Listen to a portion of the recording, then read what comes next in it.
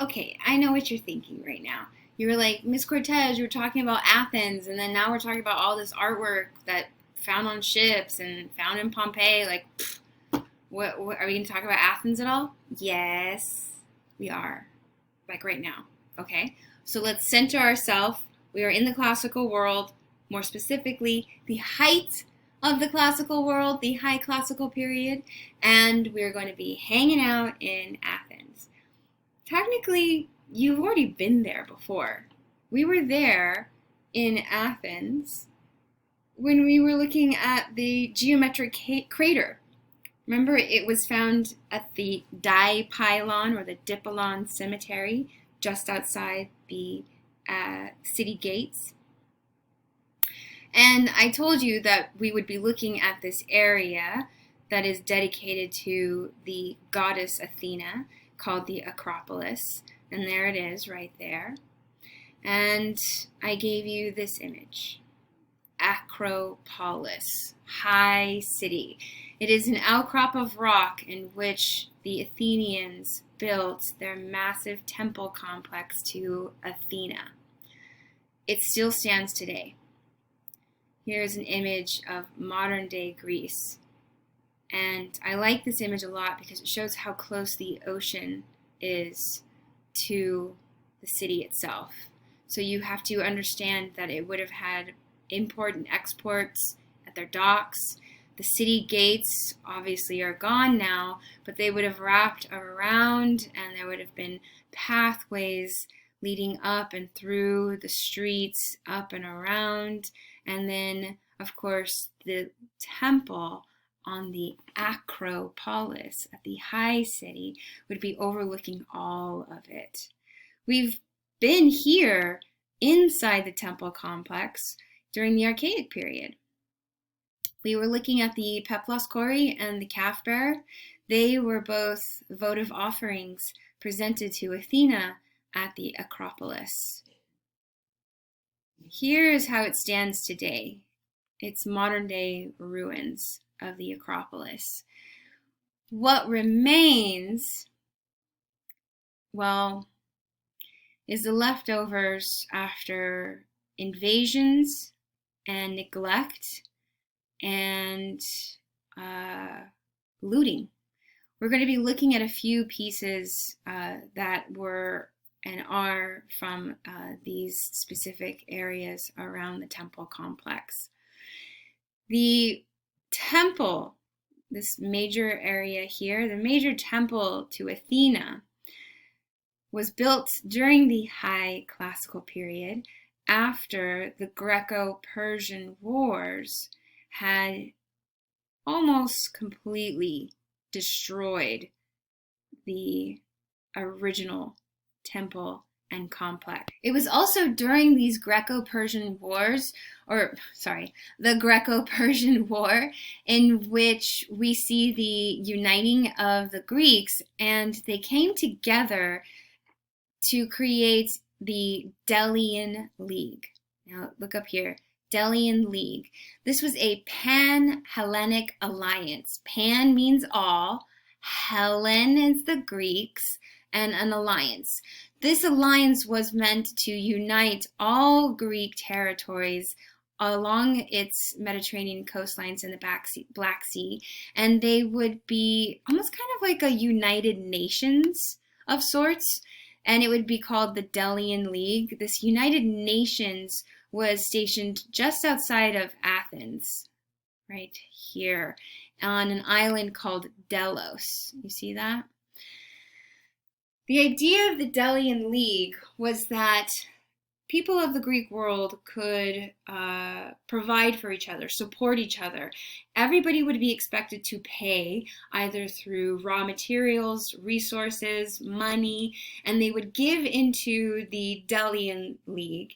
And then depending on any kind of hardships or experiences, attacks, threats, they would then be able to support one another through the Delian League. This Delian League, stationed in Delos, was meant to be a neutral area, a neutral party to benefit all. However, it's very close to Athens. And after the defeat of the Persians, the Athenians said, you know what? It was kind of like our thing, our battle that really was a game changer and pushed us all forward to beat the Persians. So, like, we're kind of, you know, the reason that we've won. It's all our glory. And so we should take care of the Delian League's treasury, all the money. We should keep an eye on it. I mean, we are the Athenians and we did so good. And we'll just keep watch of the Delian League's money. What do they do with that money? They rebuilt the Acropolis. And their argument for rebuilding the Acropolis with the Delian League's money was, what? We're the ones who won this war. Like, Athena, we're named after her, Athena. Athena obviously wanted us to win so that we can, like, rebuild her stuff. I mention this because not everybody in Greece is going to be happy with the rebuilding of the Acropolis in Athens. And in fact, some of them even call this construction, while it's happening, they call it the painted whore. Okay, so just keep in mind that while we're looking at this fantastic art, not everybody's happy with all this money and resources being dumped into the Acropolis. Here's a map to show you the larger temple complex. So here's the Acropolis itself. The propyla is the gatehouse, the main entrance. We'll be looking at the main temple to Athena called the Parthenon, and we'll be looking at the treasury, and we'll be looking at this small temple here, the Temple of Athena Nike. But I wanted you to see that just outside of the complex walls, there were a few meeting areas for the Athenians to come and celebrate under the watchful eye of Athena, including this stage, this theater, I should say, this larger theater.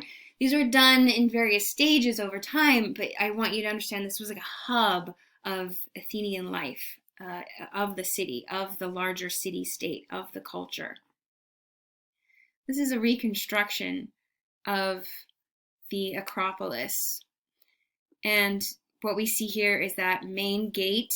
Depending on the artist's reconstruction, you might see the ramp leading up to the gate in various iterations, straight or winding.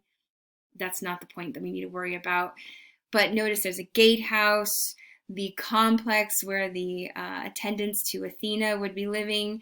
The treasury is back here, and there are various temples dedicated to variations of Athena. Variations of Athena? What? She's just Athena, right? Well, there's Athena who is good at war. There's Athena who is good at wisdom. There's Athena who is good at winning. There's Athena who is a virgin. What? Yeah. In fact, the largest temple to Athena here is dedicated to Parthenos.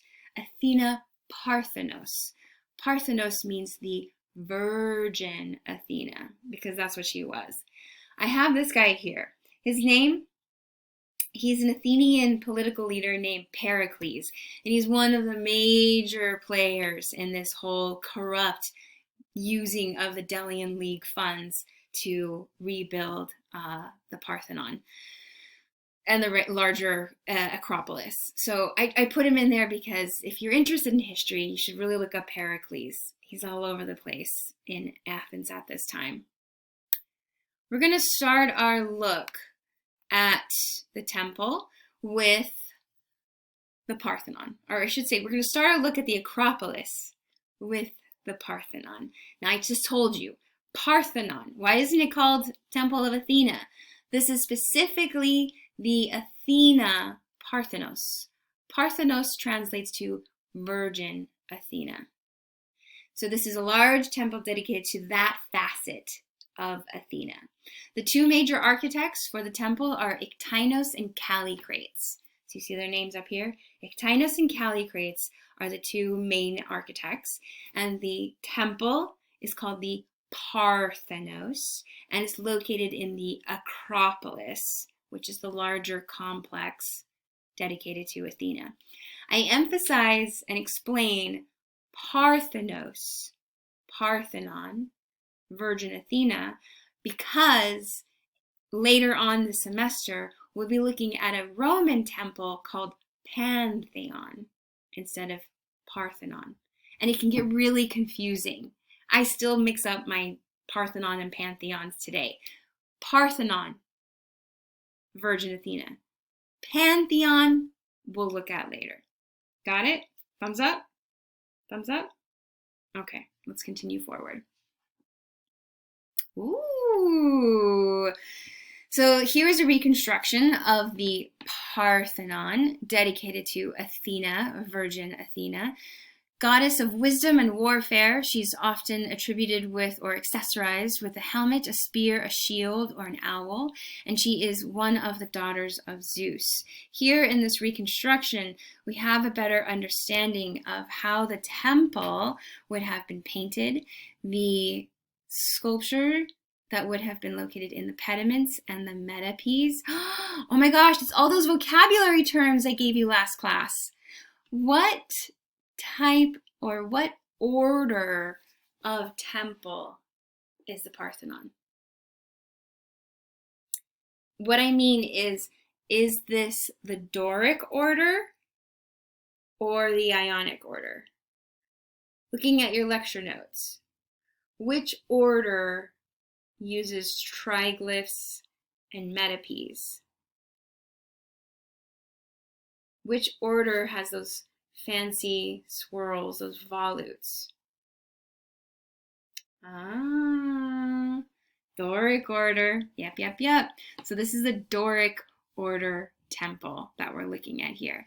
And many historians call this the perfect temple, that all of the proportions of height and width of every single element are done to such perfection to create the perfectly balanced and therefore harmonious temple structure. Before we get into more of the details of this building, let me give you a brief history of it after the Greeks. So after the Greeks, the Romans will come in and they will maintain the temple and practice of worship for Athena.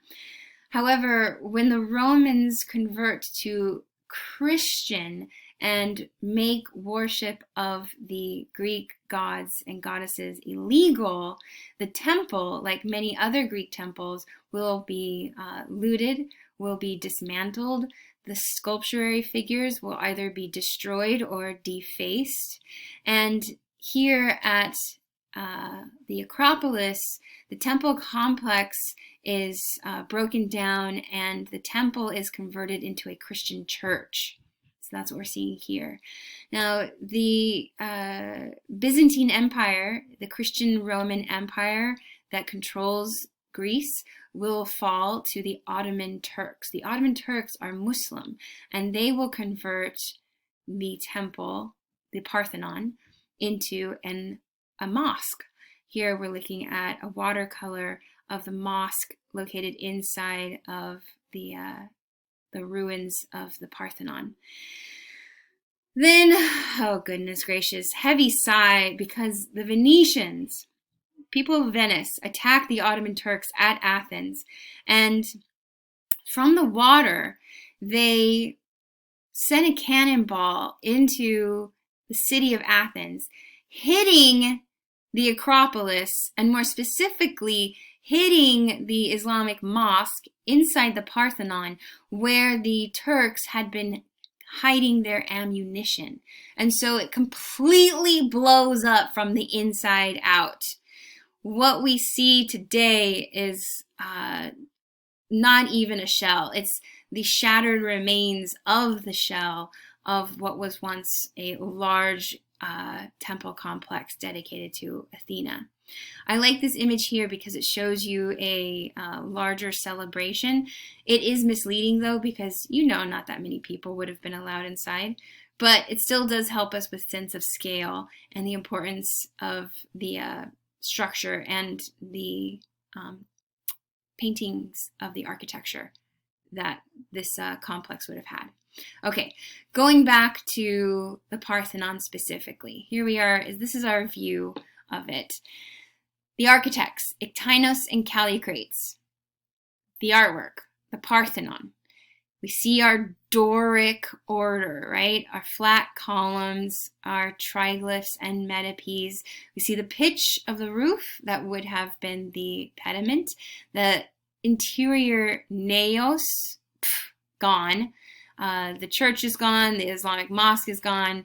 We don't have any of the roof. Nothing. Ugh, man. Okay, well, what do we have? We have lots of vocabulary. It's coming to haunt you. I know. Okay, so we already learned these things. I want you just to now apply it to what you see. The stylobate, that is the base of all the columns. The columns. The metopes and triglyphs decorate the entablature underneath the pediment. Let's look at another view here. In this view, I've highlighted the capital of the column, which is a Doric capital. We can see the triglyphs and metopes as they go along the sides of the temple. These columns have ridges on them, so we'd say they're fluted columns, and they're made up not of singular stones. They're not monolithic. Remember that vocabulary term from the prehistoric? They're not monolithic. They are made from a series of drums. So you see the drum. The drum is that block of stone that's been topped on top of one another and then carved to look like a singular piece of stonework. The space between columns is called a span, and then the width of the column. There is a swelling of a column called an entasis. A swelling of a column, Ms. Cortez? Okay, I'm going to get to entasis in a little bit. Let me just change my image again. So I said that the Parthenon is referred to as the perfect temple. It's because there is a harmonic ratio between all of the architectural elements. Everything is in relation to one another, and all are in perfect relation to each other. This harmony, yes, just like in music, we have harmony and symmetria. So too, in the visual world, we can have harmony and symmetry. The harmony, the measures of these architectural elements, including the span between columns or the swelling of the columns or the height of the columns, all of these can be measured and all find a proportion. This graph here is to show you the measurements. It all goes back to square root of 5 or what? Huh? What are you talking about, Ms. Cortez? I am not going to get into the geometry of this, okay? I can't. But just know, if you're a nerd for numbers, the Parthenon's got you covered. And there is a harmony of proportions with every single element, from the width, the height, and the length to every tiny piece that is part of this structure. Why put so much time and dedication? Because this is to Athena. And balance is perfection, and perfection is harmony with Athena. Now, it might look like everything is exact and there is, no curved lines, no misaligned things, but there actually are a few, but they're intentional. This is here to help me explain what is happening. The Parthenon actually has a rise in the center of the staircase. It looks like it's completely flat. But if it was to be completely flat, there would be an optical illusion that looked as if it was sagging. It was sinking. It's just an optical effect of our eyes. So in order to create the image of a perfect temple, to counter the optical illusion that it's sinking, Ictinos and Callicrates overcompensated.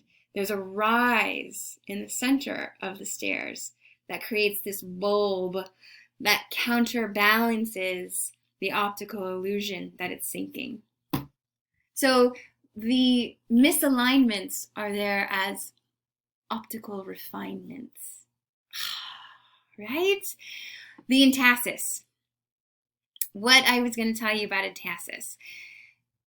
What happens is our eye will read a perfectly straight column as being kind of skinny in the middle. For some reason, our eye reads a perfectly parallel column as being too skinny.